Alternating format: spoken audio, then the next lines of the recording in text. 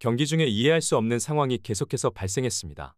고개를 들어 패스를 넣을 타이밍에 소니는 평소보다 20m는 뒤에서 뛰어오고 있었습니다. 당연히 그 공격은 무산되고 말았고요. 토트넘의 챔피언스리그 진출을 위해 너무도 중요했던 3연전이 끝나고 이제는 사실상 멀어진 챔스 대신 유로파 진출을 위해 홈에서 반등이 절실한 가운데 크리스탈 팰리스와의 경기가 치러졌습니다. 3경기 12실점이라는 강등권보다 못한 최악의 수비로 인해 손흥민 선수의 압도적 활약이 잊혀진 가운데 토트넘 팬들은 다이어와 페리시치의 방출을 요구했는데요. 그리고 젊은 감독 대행 라이언 메이스는 놀라운 선택을 해 팬들의 기대에 부응했습니다. 콘테 감독 체제하에 아무리 큰 실수를 하여도 변화가 없었던 수비라인에서 다이어와 페리시치를 제외하며 드디어 다이어 페리시치 산체스가 없는 수비라인으로 선발 경기로 시작한 것입니다.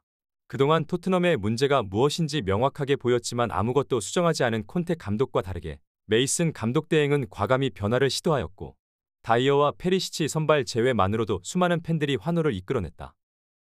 그렇게 희망을 가득 안고 시작한 경기는 초반부터 예상하지 못한 방향으로 흘러갔는데요.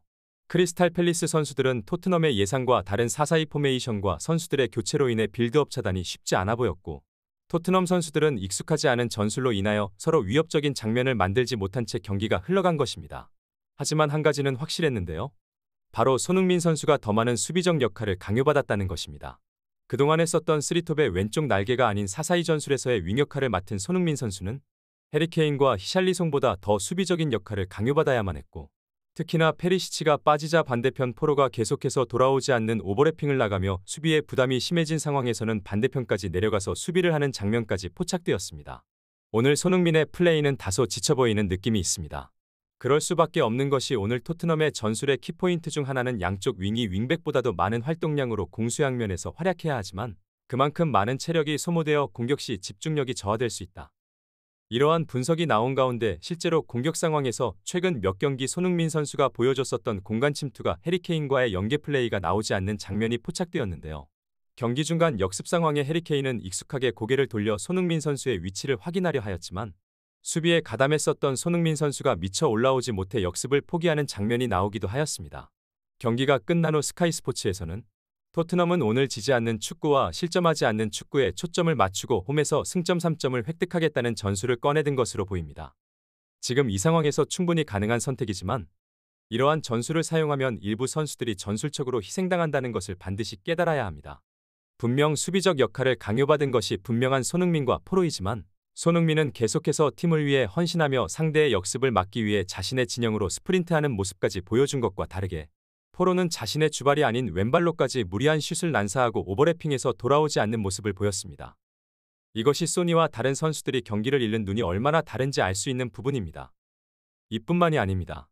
경기가 끝난 후 결승골을 넣은 해리케인은 의미심장한 인터뷰를 남겨 영국 현지에서는 큰 화제가 되고 있습니다.